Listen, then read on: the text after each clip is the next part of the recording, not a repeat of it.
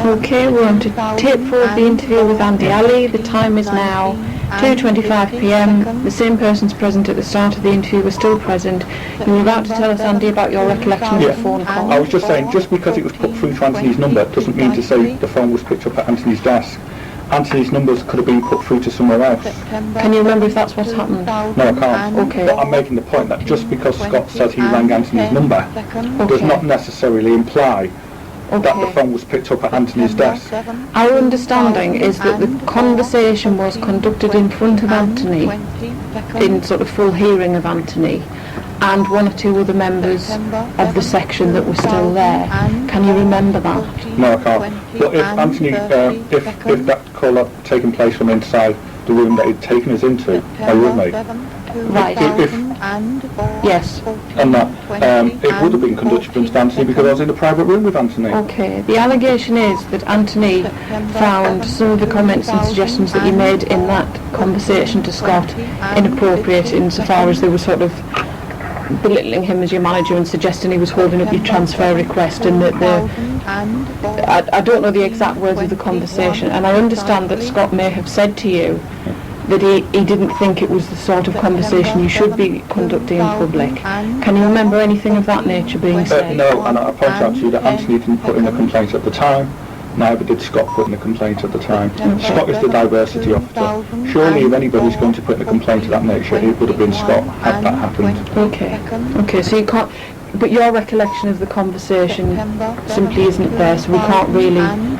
No, it's not. It's a long time ago, you've got to remember, and I was visually assaulted. I had a memory loss, so... That's fine. Can I just want to clarify that. As well as Scott Tennant's diversity and knew the problems and did for the national transfer, he should have really made arrangements to meet Andrew separately and not discuss it. Okay. And one other thing, in these letters I do criticise Scott.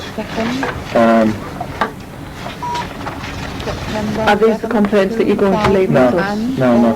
These are on, we were asked to see Scott. We were asked to see karaoke. Is this the case conference? Yeah. Okay. Now at that case conference, prior to it, I've been asking Scott for my BMI report. Okay. Because Scott was the only contact I was allowed to attach to the office at the time. Right. Scott never produced it. Okay. Did he give you any reason why he didn't produce it? No, but he did give a remarkably good impression of being surprised when at that meeting I told Carol that I still hadn't got it. And I don't know why, and I've got the notes here, I don't know why Scott actually surprised, because I've been asking him for weeks. Okay. So, Scott's... Are you going to give us the copy of the notes of that meeting? Yeah. Okay. And presumably on there you've written any points that you disagree with, or they included? These minutes. They haven't been agreed. Okay. So they were written by Carol. By Carol. We put our points in. Have you got your notes of the points that you put in? Okay. Thanks very much. Have you sent a copy of those notes to HR and asked for their agreement of them, presumably, and they've not even replied? Okay, thanks very much.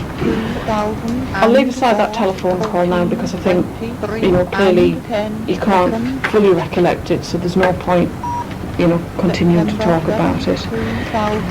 The final body of the complaints and the allegations that have been made against you relate to the fact that you allegedly would often talk unprovoked about your political views, almost as if to encourage debate around certain issues which some people would find difficult to talk about or simply inappropriate in a work environment. As I said at the start, the complainants have said to us that they're not objecting to your right to hold these views. It's simply that they felt uncomfortable in sort of continuing to discuss them at work. These alleged views. Yes. Now we understand from things that you have said and things that your colleagues have told us that during the period you were studying for some higher academic qualifications and that your thesis related to the rise of the far right in the northwest. Is that The rise to the British National Party. the British National Party? Thank you. Which has now been completed. Okay, when did that end? It ended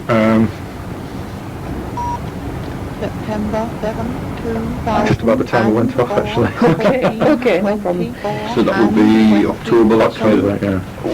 We understand that as a result of the work you were doing on the thesis that you often had to attend the demonstrations for your research, is that right? Yeah, and when I began this work, it was me not the other way around. We contacted my line manager discreetly. Was this Anthony at the time? No, this was, Okay. I think it was Jane Booth. It was at Customer Services anyway. Okay. And I said, I'm something along the lines of, I'm about to begin an MA dissertation looking at the British National Party.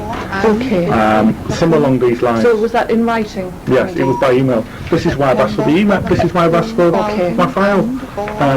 And then I also sent emails saying I need to attend protests, particularly anti-Nazi League protests, or take pictures. And that was to go ahead and give. I did get a reply, but they're all in my file. Okay, so that reply will They'll be there. Yeah. And the reply from Gordon Gibson presumably gave you authority to go ahead with those studies. Did it put any restrictions on you? Yeah, but there are two restrictions which are reasonable restrictions. The first is that I cannot discuss my work. Okay. The civil service. Okay. The second was that I couldn't. Sorry, can I discuss your work where? In the civil service. Within the office? You mean? Yeah. Thank you. The second was I couldn't talk about anything related to the civil service in my dissertation. No, in my dissertation. Okay. Which were reasonable. I accepted them. I expected as much, which is why I sent the email in the first place. Okay.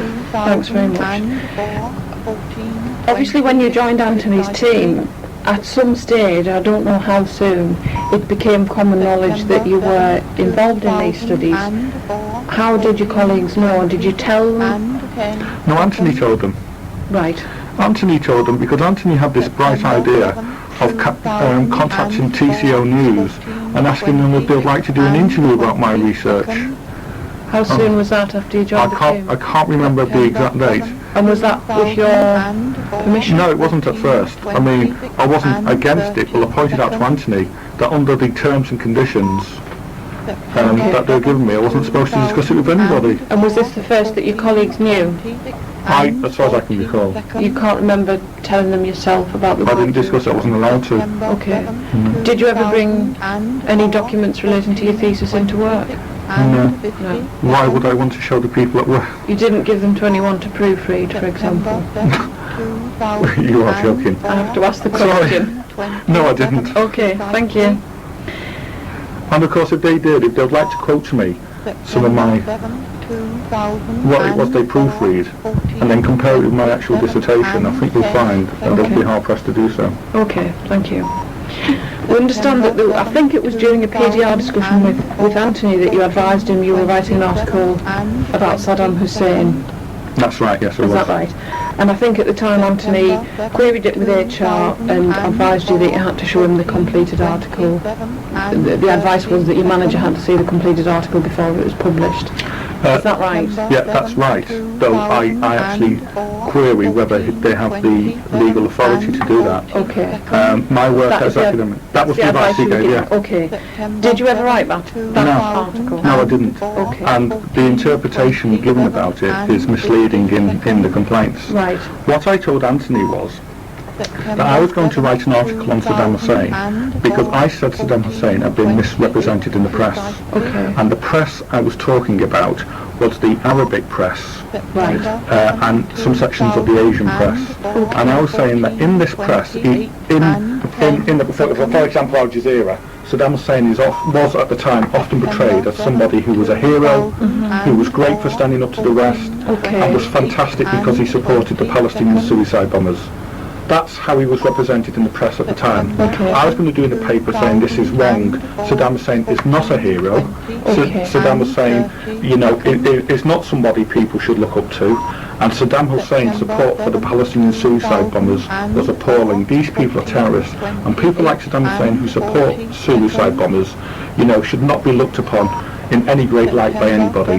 That was the purpose of the thing. But he completely missed that out deliberately. Do you think Anthony deliberately missed it out, or do you think he misunderstood the purpose of the article you were going to He write? deliberately misunderstood.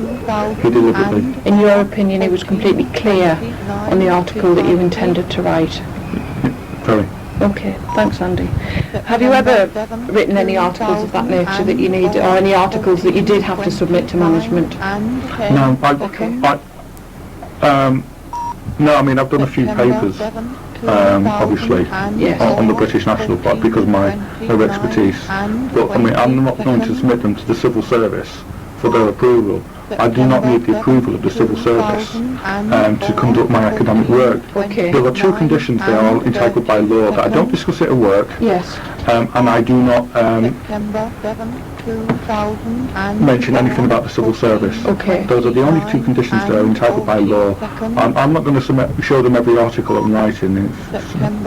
So my understanding is that the article that you were discussed with Anthony that you might be writing, my understanding is that the reason he was told by HR that he should see it is to ensure that there was nothing within that might reflect on the civil service. Is that correct? As far as I can't remember. Okay. I know you mentioned there was an article earlier that you'd written. Is that something you want to put forward now, or is that on a slightly different tack? It's claiming I've got dangerous political views as Okay. well. So I just want to give you an example of some of the articles I've been reading and the views. This, for example, is a paper called The Asian Image. Okay. There is also a paper called The Jewish Telecom, which I've written too, and the editors will confirm this. So are these letters that you've submitted, do you know, is it like a reader's section? Yeah, in relation, yes, Okay. in relation to things that come on about the BNP. Okay. Can I give you this one? Okay, I'm quoting now from The Asian Image, dated February 2004. And it's titled MEP stamps on website, if it's correct.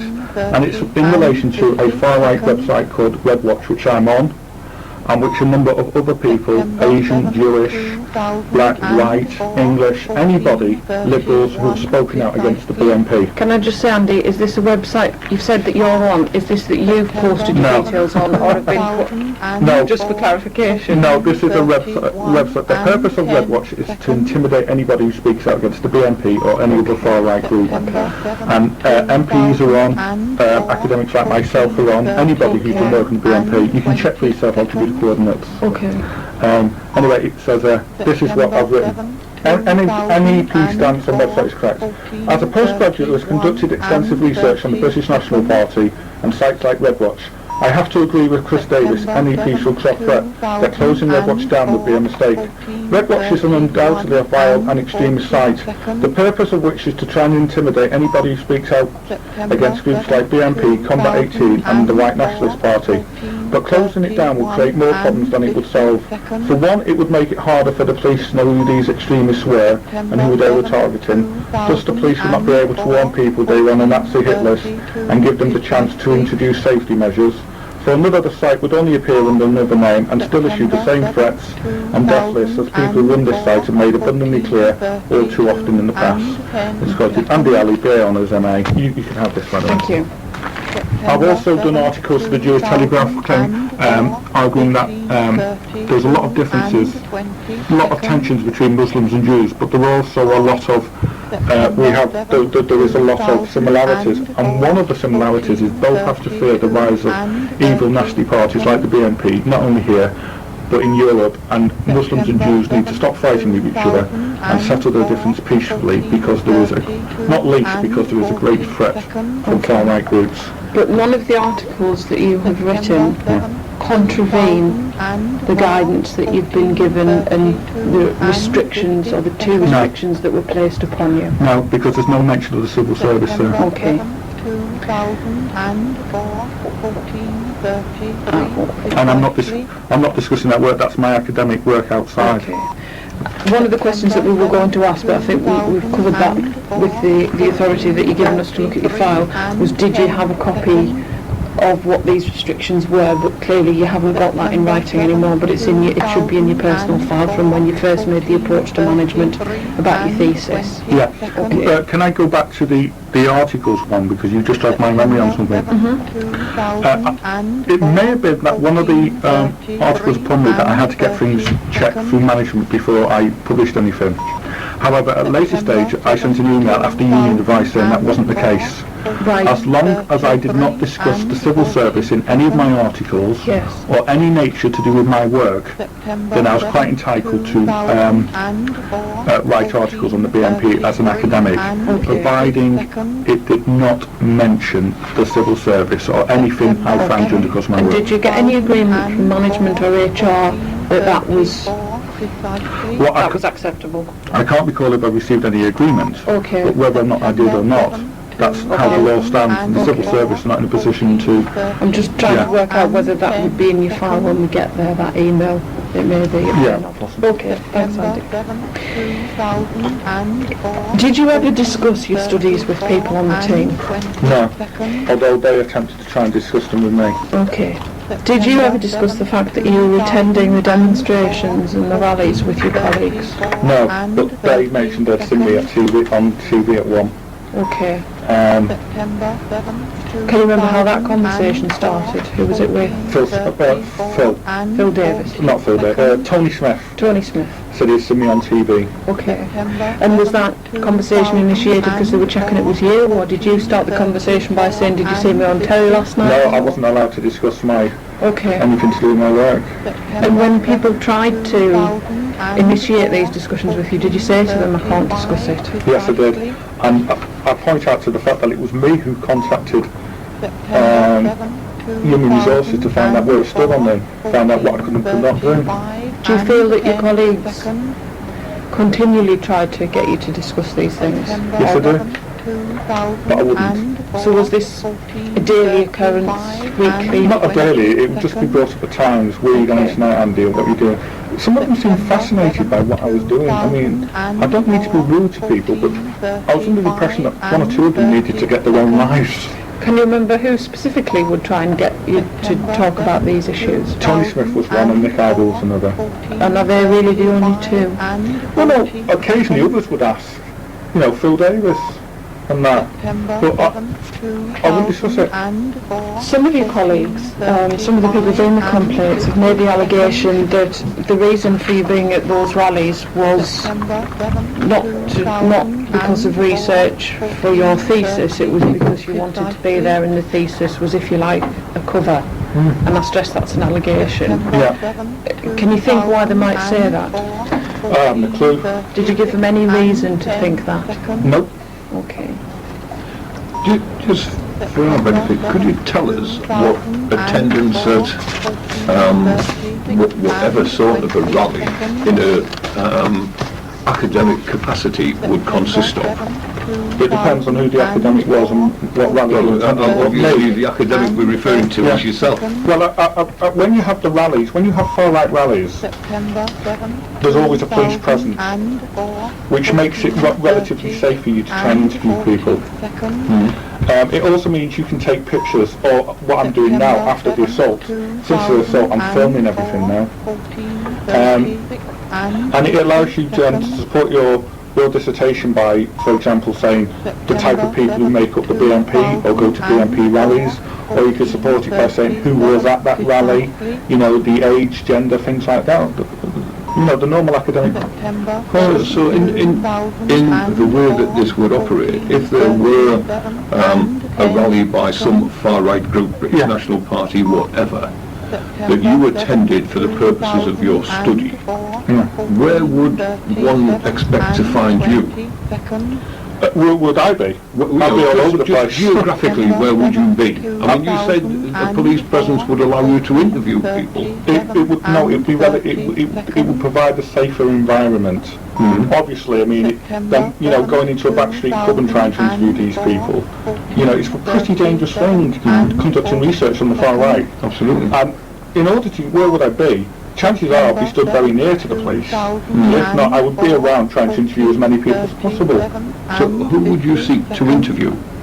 Anybody who was there. The people who were taking part in the demonstration, the rally, or the people who were opposing them, or the police who were having to police it? All of them. You cannot explain the growth of the BNP without explaining groups like the Anti-Nazi League.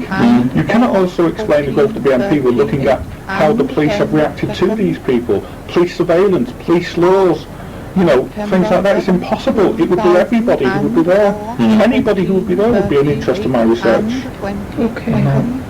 So, from the point of view of, if for no other reason, the safety aspect, you say that you would probably be quite close to wherever the police presence was. I mean, I'm not a I'm not someone who's attended any of these things, but presumably one imagines the police will place themselves between the two opposing factions, if you could call it that. Normally, yeah.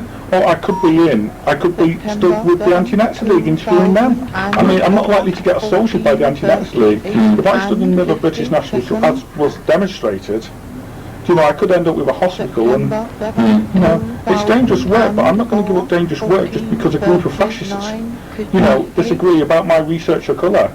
Yeah. You know, I'm starting, it's funny you should ask actually, because I'm starting a PhD in a week or so, and I'm looking at the BNP again. And the reason I'm looking at the BNP again is two things. One, it's an area of research that needs to be looked at, and two, after they assaulted me, if you look at Red Watch, they'll see that they put on, or the BNP, British Ulster Alliance, any far-right group who posts on Red Watch. Maybe he'll think twice about doing my research.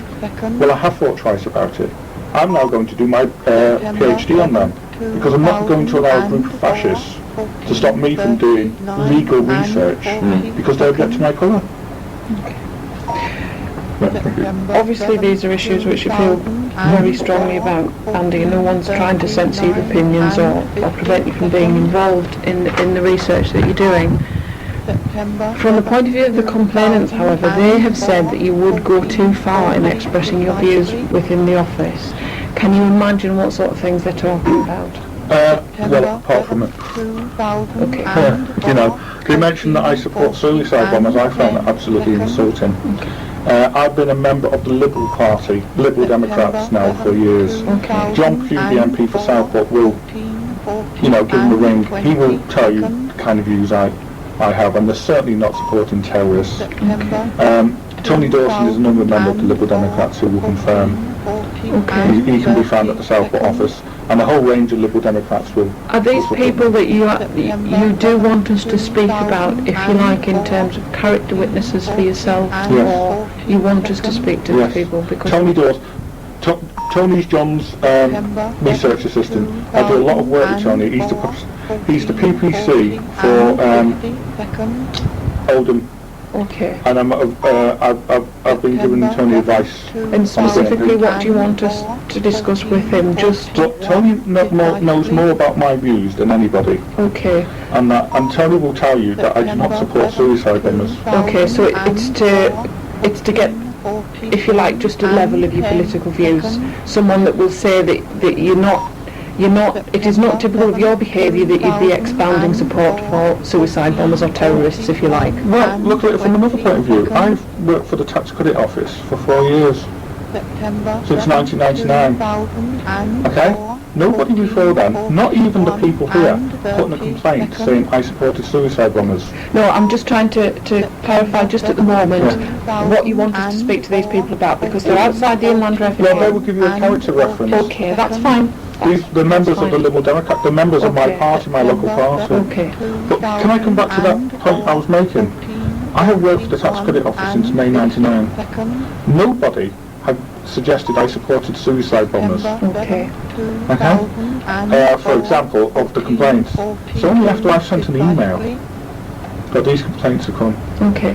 I've got some specifics Give me the there. surname of that was Tony Dawson. I think what we'll probably do with those two individuals is afterwards Dave and I'll have a chat about it, and if we feel that we need to speak to them, we'll contact you probably through Sue again to get names, full names and addresses as to where we can write to these people. The Southport Liberal Democrats. Okay. I've got a couple of questions specifically relating to the allegations that have been made and about suicide bombers, that sort of thing. And again, I appreciate what you said that you didn't discuss these things, but I want to give you the opportunity to answer I appreciate specifics. that. More than one of your colleagues has suggested that you would use events in say the Middle East or the deaths of individuals involved in some highly emotive political or religious conflict to fuel debate and discussion in the office. Can you think of what they might be referring to there? No, my area actually was the far right, not the Middle East. Okay, they've said, for example, that during the Gulf War you would come into work and start discussing the number of Allied troop casualties from this morning's paper. Did you do anything like that? There was a discussion one day involving the majority of the team about the Iraq war just after it started. Okay. This was going on throughout the tax credit office as a whole. Okay. Now there was me and a guy called Paul Deeks, who's not one of the complainants actually. Right.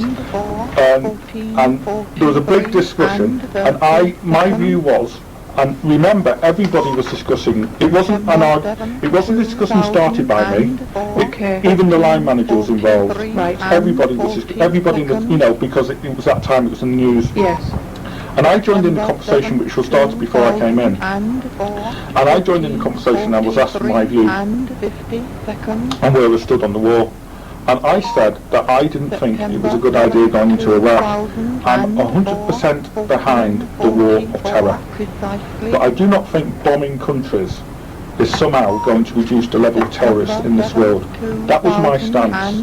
Now, Paul Deeks took the other view. Is Paul somebody that was on Anthony's team? No, he worked at Liverpool, the Liverpool section. Right. But he was over there, he occasionally comes over there. Okay. On that. Okay. And so we had a disagreement, me and Paul, but it was a friendly disagreement. Paul took the view that it was a good idea going into Iraq. Okay. So the conversation, everybody was having a talk, but me and Paul started having a debate ourselves. But it was a conversation that I didn't start, that the whole most of the team was involved in, and which the whole floor seemed to be. And did it get particularly heated? No, I mean, Paul's not putting a complaint, has he? Okay. How did it end? Was it just agree to disagree, or did somebody ask you to be quiet? No. Well, they really couldn't ask me to be quiet because they were all having the same debate themselves. Okay. There was another discussion allegedly which took place, which is between yourself and another member of the team, which from some accounts appears to have become quite heated and emotional, and I think that related to the Palestinian-Israeli conflict. Can you remember that conversation, or imagine what? I think it involved John Polachek. No. Allegedly, at some point within that conversation, the allegation is that you stated that you support the suicide bombers. I've never supported suicide. That conversation did not take place. And if it had taken place, I would have expected people to complain at the time. Okay. Nobody again complained at the time. At the time, the allegation is that I think it was Tony Smith that challenged both of you and said he didn't think it was appropriate for that conversation to take place in the office, and asked you to desist, which neither of you did, and Tony got so annoyed, irritated by it that he got up and walked out of the room. Can you remember anything of that nature? No, and it raises the question of A, why has John Polachek not complained and said that conversation took place, and B, why has Tony not complained about John Polachek, because he said he was having the conversation too. Okay. So Tony felt so ill by it, why didn't he complain about John as well? And three, if Tony felt so ill at the time, then I come back to the obvious, why didn't he complain at the time? Okay. Can I just mention one point? It might be relevant. That's okay. I went to a customer service away day. I'll just push the microphone over. I went to a customer service away day, and while it was nothing to do with Iraq at the time, it was last year, or that was 18 months ago, there was quite a lot of discrimination about people from Ireland, and lots of views were going on there of how they thought the war and Irish people should be lined up and shot. Was this a tax credit office customer relations event? I find, I'm not being nasty to the customer service staff, but they are quite egotistical staff. They're all in an area where they're all looking for promotion, so they all try. This is the team that Andy was on when these complaints have been raised. This is the whole customer service, They had an away day for all the teams together, and I attended this, and I just found most of the customer service staff are quite egotistical. So are you saying that you feel that on the particular section or area of work that we're talking about, that people have particularly strong or opinionated views that you perhaps wouldn't find elsewhere in the department from your PCS point of view? And my own point of view as well. Okay, thank you. Can I also draw your attention to, although nobody had complained about me on section at that stage, there was disagreement between Tony and Saima. Saima. the Ocean Roll, I can't remember, That's okay. which resulted in both of them being taken in the office by Janet Cunningham. Okay. So the picture they all paint of a lovely, harmonious team is not an accurate one. Okay. As a member of that team, do you know what that was about, or what the upshot was, or? I got the feeling, because I was at the time, although I was on that team, I was at customer services and I only had to report in the morning. Okay. But I got the feeling that Tony Smith had done something to annoy Simon. Okay. And that was round about what time? well, I can't remember the exact date, but it was before I went off. It was before you went off. Okay. But Janet Cunningham took them in the office, so Janet will know shortly. So you feel that there were other management issues or sort of colleague issues going on within the team at the time? Well, I know there was a sort of stuff. Okay. Okay.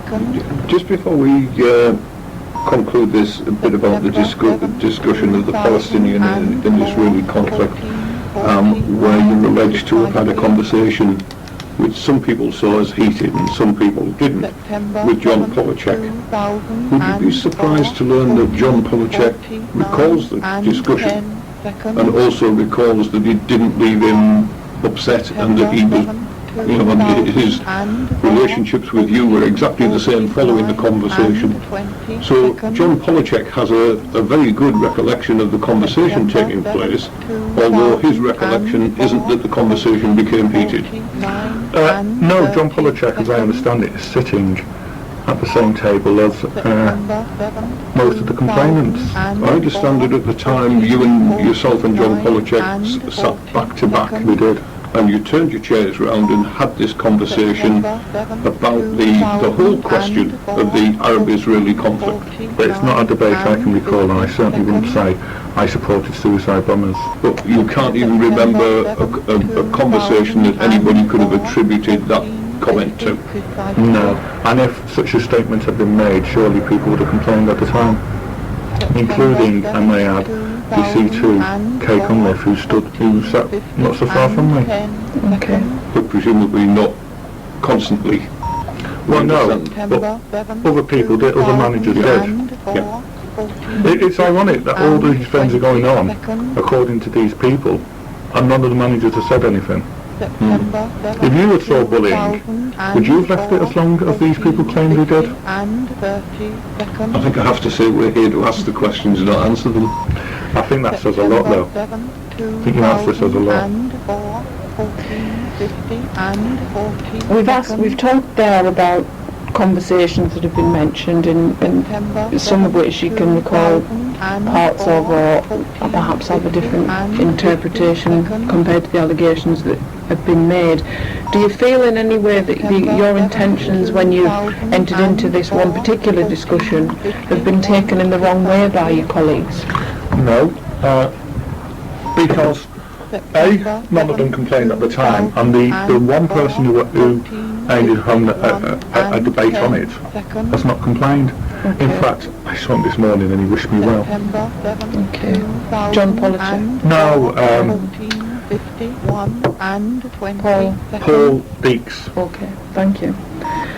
Have you ever been offended by comments, political or religious, which colleagues have made to you? Certainly. Well, not what they made to me, what they've written down. I'm offended by all of these comments.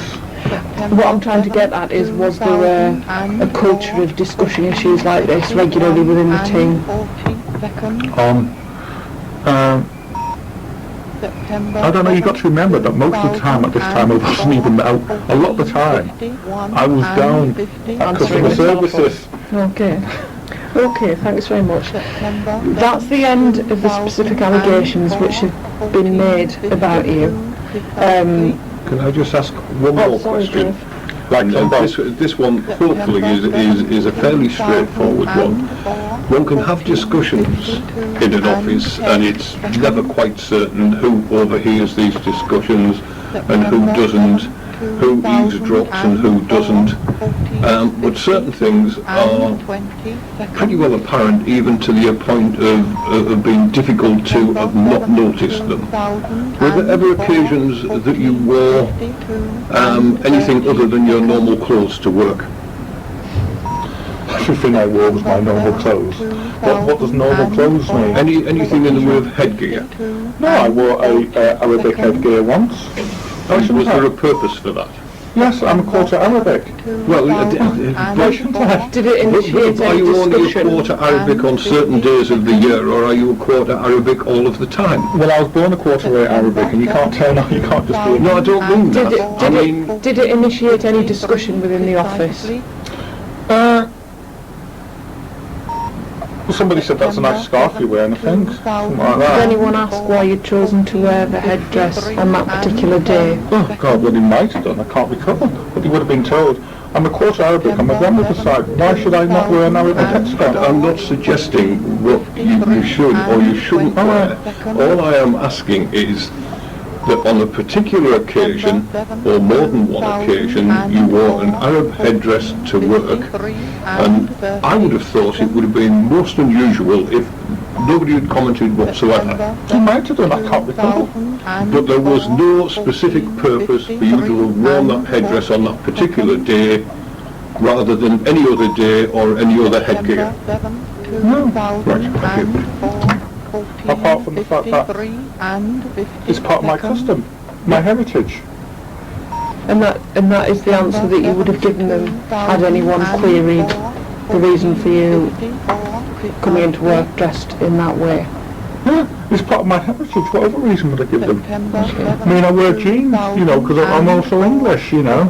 I've got Pakistani blood in me. I wear Pakistani shirts sometimes. I wear an English football shirt sometimes. Just to clarify for your benefit, the reason that Dave's asked that question is that it has been cited by a number of people. It wasn't specifically in the allegations, but in the course of discussing with them, they cited it as an example of when you would initiate these discussions, because they asked you why you were wearing it, and the suggestion is that you said to them you were wearing it because it commemorated a particular event in the Palestinian-Israeli conflict, or the death of a particular I think it was said Islamic to have leader. been some particular atrocity.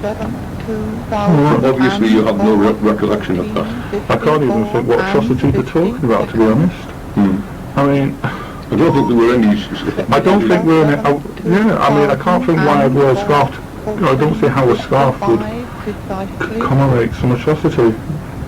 Well, it could be. I just can't think of any, to be honest. The suggestion has been made that it was worn on a particular day within the Islamic calendar that is used to commemorate the death of, I don't know what the circumstances were, but it was tied in to the allegations that were made about you making sort of overtly political or religious comments about certain events. So, well, I happen to be a Christian, not a Muslim. Okay. But no, in fact, I'm not very well versed on the Islamic calendar at all. So as far as you were concerned, it was just something that you did occasionally. As you say, you might wear a football shirt or not wear a football shirt. Yeah, I mean, have a look at the pictures on me. I mean, I am a member of the Liberal Democrats, and my seeing as we seem to be coming to the Palestinian Israel a lot, disputes a lot. Let me give you my position on that. My position on the Israeli-Palestinian issue is that both sides need to stop fighting and come together. I think the extremists on both sides are running the show at the moment, which is no good for anybody. I think there ought to be a strong Israeli state as well as a strong and viable Palestinian state. That is the position of the Liberal Democrats, and that is a position that I have supported all along, as you'll see when you ring people up. The idea that just because you go to, like, I've been on a pro-Palestinian march, I've been on a pro-Israeli march, because I believe both groups. I've also done a lot of work with I'm a member of the Liberal Friends of Israel, and also the Liberal Friends of Palestine, because I believe you can be both.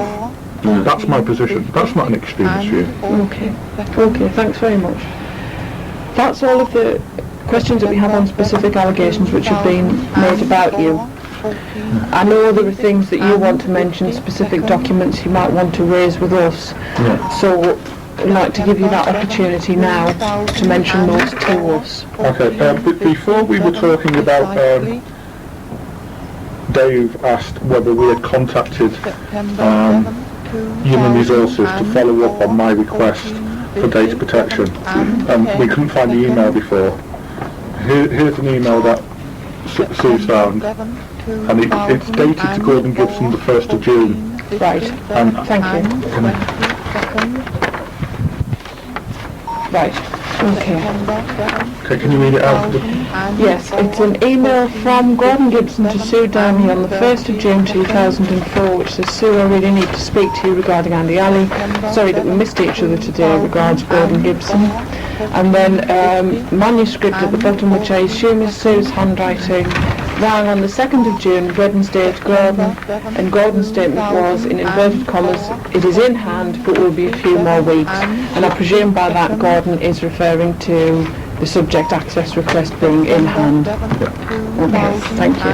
The second thing is, when I've asked for my documentation, when I went to see the nurse in December, and the nurse showed me that report saying that I was dangerous, with dangerous political views, along those lines. Can I just check who wrote this report? Because we Jackie haven't seen it. Jackie Pye, who was... I'll come back to who she was in it's important. Okay. Okay, but when I asked for that report, the nurse wouldn't give it me because she wasn't allowed to. But when I got it, it was a made down version. This is it, I'll give you a copy of this. Okay? Which means that somebody has been tampering with my file. Now, if they've been tampering with my file over reports from C1s, I'm now concerned about what else in my sub-file and personnel records has been tampered with. Can I just clarify that? You said that when you went for your meeting with the BMI nurse in December, you asked to see your papers. No, what you said was you asked to see your papers and she wouldn't let you see them. And then you say that when you got hold of a copy of it, it said a watered down version of what was there with the nurse on that day. It can't be both. Sorry. Let me explain. When I went to see the nurse, there was a report in the sub-file which I could see saying I was something along the lines I was a dangerous political extremist, dangerous political views. When you say you were able to see, did you ask for this, or did the nurse say No, the nurse was going through my records and I saw it, so I asked if I could read it. Right. Okay. Then I asked the nurse for that report there and then, but she said she couldn't give it me there and then. Right. So I asked. We asked later on for the report. We asked for it later. This, when I say report, this one piece of paper. And when I got it, this is not the letter that I read then. This is a watered down version. Right. Okay? Right. So I'm concerned, if they've been watering down or tampering with this, and somebody must have been, then what else in my sub-file and personal records has been tampered with? That particular occasion when you had the meeting with the BMI nurse, can you remember anything else about that meeting? Did anybody else intervene? No. Nobody else entered the room? Not so I can recall. This has gone back quite a lot of months. In respect of what you said about your file, I just want to make it clear, we'll go through the authority letter that we're going to ask you to sign, but when we access, I don't know, I suspect it's probably going to be easier if we go to your HR section to look at it rather than risk it being sent tax post up to Newcastle or to Bishop Office. But we will pull out of it what we think is relevant to the report. We won't be able to just hand it over to you. But what I will do is mention to Carol Oakey that there is this issue of a DPA request that you put in, and from what we've been told, it hasn't been answered. I can't force her to answer it, but I'll suggest that she has a look into that and sees why.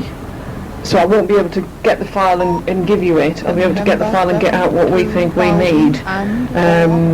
But we will bring it up with the HR. Okay, but the point I'm making is, I've got concerns that my file has Certainly, been and tampered we will with include and my that, personal as records. well as within the transcript, we will include that comment of yours within the main body of the report. Excellent. back to the complaints now, so I have complaints. Yes. Okay,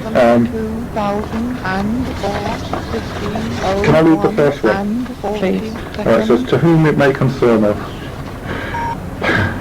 I would like to submit a complaint regarding Human Resources Department at the Tactical Office.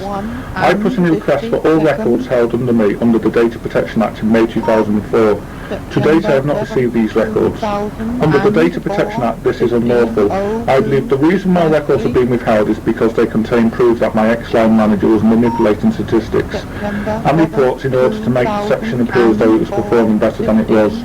I also believe they are being withheld because they show that my work performance and my team's view of me was a lot different to that which has been portrayed. I also believe they are being withheld to cover up a report Jackie Pye wrote about me, which is both untrue and insulting. This is the second one. To whom it may concern. I would like to submit a complaint regarding Anthony Stansfield, who at the time was my bandee, also Nick Ivel, Tony Smith, Phil Davis and Tim Smith, who worked on my team. These people have conspired together to put in false and malicious allegations concerning me because of an email I sent to Anthony Stansfield stating that Anthony was manipulating evidence in order to make the team look as though it was performing better than it was. The allegations as above were submitted 3 months after my complaint and 1 month after Anthony called me to a meeting and told me that if I dropped the complaint I would receive an excellent appraisal. The last one I'm going to hold for a minute. I'd like to bring this up last. Okay. After everything else is finished, if I may. Okay. What will happen with these complaints is tomorrow when I get into the office, I will submit them to Karaoke, and I'll copy. She's on leave. I'll copy you into. Presumably someone picks up off the post. I'll copy you into the letter, Sue, so that the cover letter, so that you can see they've gone off. It will be up to. I mean, one of the complaints relates to the department that Carol runs, so chances are she's going to have to pass it further up the chain. It may be that they decide, once we've seen the third complaint, to look at your three complaints separately. It may be that they decide that elements of your complaints, such as why these 5 people have all complained now, they might decide for the decision maker to deal with that as part of this investigation. But I suspect that the DPA issue is a procedural issue. Why have they not followed the procedure, allegedly? Someone may have to look at that separately. The issue, looking at the second complaint, what we might decide is to leave the issue